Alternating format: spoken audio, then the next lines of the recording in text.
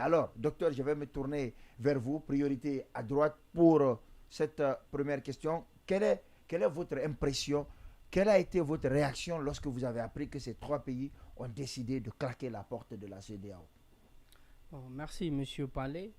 Sur ce point, parlant de mes impressions, je dirais que quand je l'ai entendu, j'étais un peu offusqué parce qu'à l'heure actuelle, on parle de la mondialisation, de la coopération et de l'intégration, donc ce qui permet un développement. Mais en l'entendant également, on va se dire que sous l'aspect ou sous le plan juridique, que c'est quelque chose de normal, dans la mesure où le droit international est un droit reposant sur le volontarisme. Et en adhérant à la CEDEAO ou à n'importe quelle organisation internationale, on adhère suivant notre intime conviction que nous partons pour obtenir quelque chose de plus dans notre État, avec le multilatéralisme. Mais dès lors qu'on se sent ou bien qu'on ne se sent plus dans cette entité multilatérale, on peut demander de se retirer. Ce qui revient à dire que c'est une chose normale. Ça peut se passer normalement et juridiquement. Mais sur ce point encore, sur l'aspect juridique, il faut que l'entité en question l'ait prévu dans le texte Oui, de base. on reviendra sur la légalité ou non de ce retrait et ses implications juridiques, mais c'est juste votre première impression en tant que juriste. Alors, Monsieur Mohamed Kamara, vous êtes économiste, vous voyez argent, vous voyez finance. Quand vous avez appris que ces pays-là ont quitté l'espace CEDEAO et qu'ils pourraient quitter aussi la zone franc CFA, comment vous avez réagi et quelles sont les raisons que vous vous êtes dit qu'ils pouvaient avancer? Bon, un sentiment de déception personnellement parce que on est à l'heure où on appelle les peuples de l'Afrique à s'unir à travers d'organisations à vocation économique telles que l'Organisation de droit pour l'harmonisation du droit des affaires en Afrique, OADA, et à la ZLECAf aussi. La semaine dernière, l'Afrique du Sud faisait une première exportation dans le cadre de la ZLECAf. Alors, ces trois pays que vous citez, ce sont trois pays qui font 70 millions d'habitants sur les 350 millions que compte la CEDEAO. Vous avez 2 millions de kilomètres carrés de superficie, donc ça fait à peu près 40-44% du territoire de la CEDEAO. Mais à ceci de près, ils pèsent 10% du PIB de la CEDEAO. Les poids lourds étant le Nigeria, le Ghana et la Côte d'Ivoire. Donc, et ce sont trois pays enclavés. Ce qui est leur commun, c'est que ce sont d'anciennes colonies françaises. Donc, c'est des pays continentaux. Voilà, continentaux et d'anciennes colonies françaises, à ne pas oublier, parce que c'est la question de la monnaie qui en bat après. La CEDEAO, malgré tout ce qu'on peut raconter depuis 1975 jusqu'à maintenant, a quand même réussi une certaine forme d'intégration, permettant la mobilité des facteurs, la mobilité des populations d'un pays à un autre sans avoir à faire des tracasseries, la mobilité des outils de production tels que les capitaux. Si j'ai besoin de faire affaire au Sénégal aujourd'hui, je n'ai pas besoin de certaines documentations parce que le passeport que je détiens est un passeport de la CEDEAO. Quand un pays, et il faut voir, les trois pays ont une diaspora importante. Le Burkina a une diaspora importante en Côte d'Ivoire. Et le Mali a une diaspora importante au Sénégal. Le Niger a une diaspora importante dans les pays qui les entourent là. Et son ouverture, c'est le port de Cotonou et de Lomé pour vendre son pétrole et son uranium. Voilà, c'est à partir de ces deux pays-là. Quand vous décidez, comme le docteur l'a dit, les peuples sont souverains. Le peuple a droit à l'autodétermination. Ce qui me dérange par contre, c'est que, par exemple, ce sont des régimes d'exception. Est-ce que la population a été consultée pour donner une légitimité à cette action de sortir? Et les conséquences, quand même, elles sont d'autant plus importantes pour ces pays que pour l'organisation elle-même. Parce qu'on est amputé quand même, comme je l'ai dit, d'une frange importante de pays du poids économique de la CEDEAO. Alors, docteur, il m'a tendu la perche, c'est que Aujourd'hui, nous avons 3 pays dirigés par des hommes en tenue qui sont arrivés par les armes au pouvoir et non par les urnes. Je ne pose pas la question sur leur légitimité, mais je dis aujourd'hui, est-ce que légalement, ils ont ce qu'il faut pour décider comme ça et unilatéralement, parce qu'on n'a pas vu de référendum consultatif de leur peuple. Est-ce qu'ils ont ce qu'il faut juridiquement pour décider unilatéralement du retrait de leur pays de la CEDEAO? Bon, merci pour cette question. Et en ce sens, je peux vous répondre oui, avant de venir dans le raisonnement, ou bien raisonner, vous répondre. Mais sur ce principe, je dirais que oui. Pourquoi? Le droit international exige pour l'existence d'un État, donc ce qu'on appelle les conditions d'existence d'un État, un territoire géographiquement localisé, une population clairement identifiée et un gouvernement effectif. Mais de quoi il s'agit lorsqu'on parle d'un gouvernement effectif? C'est lorsqu'il y a un groupuscule voilà, de personnes ou un groupe de personnes qui impose l'effectivité ou le pouvoir, l'autorité sur le reste de la population et parvient à couvrir tout l'État. À partir de cet instant, on dit qu'il y a l'existence d'un gouvernement et ce gouvernement-là, cumulé avec les 2 autres éléments, à partir de cet instant, l'État est là. Mais que cherche le droit international? Le droit international ne s'intéresse pas. Est-ce que ceux qui dirigent sont légitimes, sont légaux? Ce n'est pas l'intérêt du droit international. En fait, comme je l'ai dit, le droit international, dès lors qu'il y a une groupuscule de personnes et qui peuvent diriger ce pays sans pour autant être contraints à, disons, se retirer ou être contraints à être basculés, à partir de cet instant, il y a l'État. Maintenant, revenons à votre question. C'est pourquoi j'ai dit oui. À partir de cet instant, il ne s'agit pas d'un référendum pour sortir d'une organisation internationale. Il y a une procédure qui est prévue. Je peux vous donner un exemple qui s'est passé récemment. Allez-y, docteur, allez-y. En 2014, vous avez entendu parler du référendum organisé en Grande-Bretagne. Parce que la Grande-Bretagne demandait le retrait au sein de l'Union européenne. Mais cela est dû au fait que le droit communautaire européen l'est prévu. Ça n'existait pas auparavant. C'est à partir du traité de Lisbonne en 2009, l'article 50 du traité de l'Union européenne a prévu ce qu'on appelle la clause de retrait. C'est pour vous dire que si ce n'est pas prévu par le traité de base, c'est impossible. La Grande-Bretagne a adhéré dans l'Union européenne, à l'époque les communautés européennes, à partir de 1973. Parce qu'elle n'est pas un État originaire, membre originaire. Voilà. Donc en adhérant, à partir de là, même étant au sein de l'organisation internationale, la Grande-Bretagne a longtemps voulu se retirer, mais elle n'avait pas de route. Mais lorsqu'on a prévu cette clause, on a dit que ça se fait par référendum. Il faut que la population adhère. Mais est-ce que c'est ce droit-là qui est prévu au sein de la CEDEAO? Je vous dirai immédiatement que ce n'est pas la même procédure. Les procédures, ça dépend des procédures pour que l'État puisse sortir. Et cela, il faut que ça soit prévu par le droit. Mais dans le cadre de la CEDEAO, ce n'est pas la procédure du référendum. Et qu'est-ce que la CEDEAO a prévu pour le retrait? Ce que prévoit la CEDEAO, c'est dans l'article 91 du traité révisé en 1993. Il suffit juste que l'État, dans le texte, ce qui est prévu, l'article 91, même l'appellation a changé, on dit secrétariat exécutif, qui est devenu depuis 2008 la commission de la CEDEAO. Il suffit que l'État adresse ou notifie à la commission ou au président de la commission de la CEDEAO son désir de se retirer de la CEDEAO. À partir de cet instant, si la notification est arrivée avec des charges, qu'est-ce qui va se passer?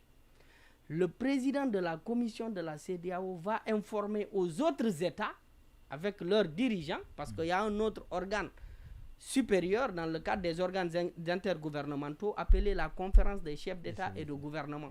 C'est là-bas, après, ils peuvent discuter. Mais à partir de là, l'État ne s'est pas retiré encore. Parce qu'à partir de la notification, l'État a une durée d'1 an. D'accord. À partir de la notification, l'État a une durée d'1 an. pendant cette période encore, ce qu'il faut retenir, quand l'État demande le retrait, adresse sa notification, l'État, en attendant que l'année soit écoulée, l'État serait dans l'obligation de respecter toutes les obligations de l'organisation internationale, mais continuera à jouir de tous ses droits. C'est un délai transitoire qui, en réalité, va permettre à l'État, avant l'écoulement de l'année, donc des 12 mois, que l'État puisse retirer sa notification. Cela voudrait dire que l'État qui a demandé le retrait peut, pendant cette année, dire que j'abandonne ma décision de me retirer. Mais entre-temps, l'État va continuer à payer, par exemple, ses contributions au sein de l'organisation. Et lorsque l'État manque à ses obligations, les autres États peuvent attaquer le même État devant la justice de la CEDEAO, et y compris ses propres citoyens, lorsqu'il y a atteinte à leurs droits humains, ils ont la possibilité d'attaquer devant la Cour de justice de la CEDEAO. Donc, ce qui veut dire qu'avant que une année ne soit, comment dirais-je, accomplie, l'État sera comme toujours un ancien État ou sera un État membre de la CEDEAO. Donc, ça ne peut pas produire des effets immédiatement. Avant que je ne me tourne vers M. Camara, une toute dernière question. Ces 3 États aujourd'hui, même la Guinée, mais je veux qu'on reste sur ces 3 États, sont sous sanction de la CEDEAO. Alors, il y a le principe de subsidiarité qui s'applique à ces pays. Les autres organisations s'alignent sur les sanctions de la CEDEAO. Mais en se retirant de cette organisation, est-ce que ces sanctions, notamment celles de la CEDEAO, mais également par ricochet les autres institutions, vont rester valables? Effectivement, c'est ce que je disais. Pendant l'année, avant que le retrait ne soit effectif, ces sanctions vont continuer à s'appliquer ou bien vont continuer à produire effet sur ces États qui ont demandé retrait. Oui, mais je parle de l'effectivité du retrait quant à la fin de l'année de transition.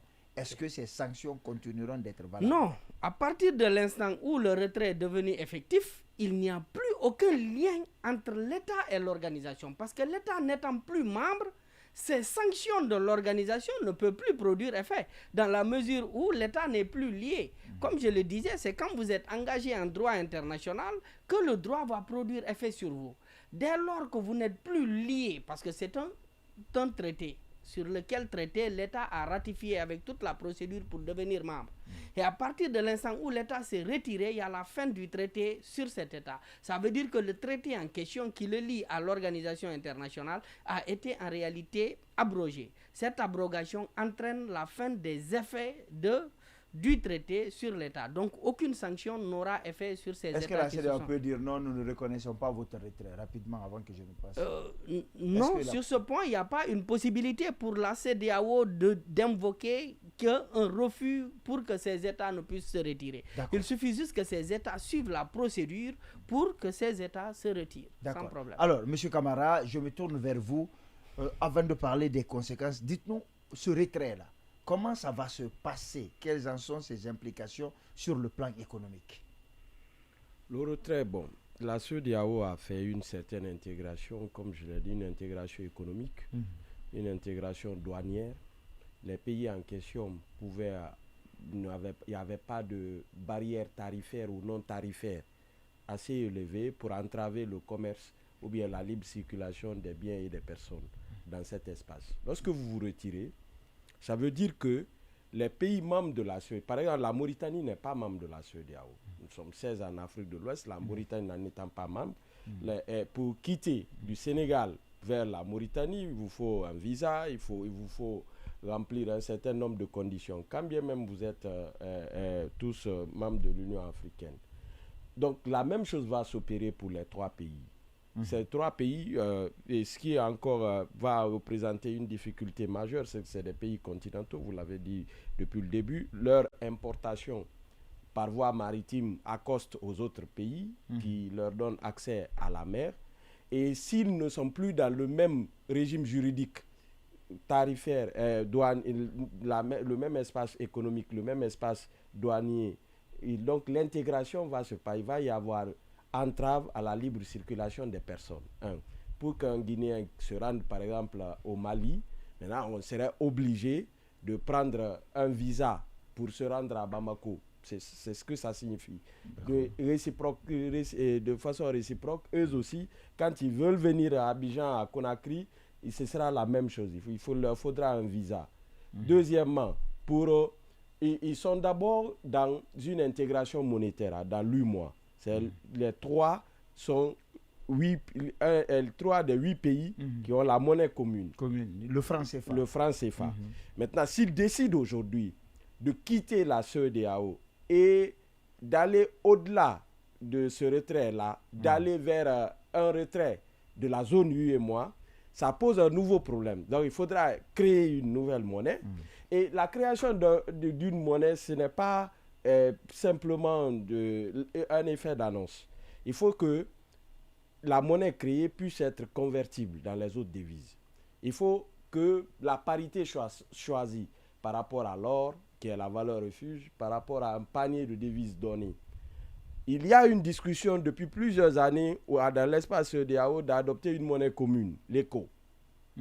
Il y a eu des frictions entre les chefs d'État parce que les uns et les autres n'avaient pas les mêmes intérêts. D'autres voulant une parité fixe, comme les pays de l'UMOA actuellement, parce que ça leur conférait plus de sécurité.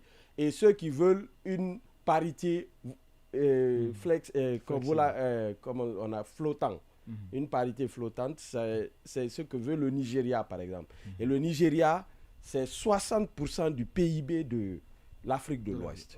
Donc, vous voyez, c'est une mastodonte.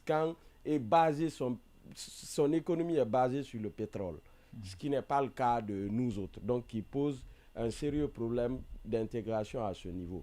Pour les autres 3 pays-là, quand ils décident de créer leur monnaie, ça va prendre non seulement des années, mais il faudra, quand tu crées une monnaie, il faut que les autres aient confiance en ta monnaie.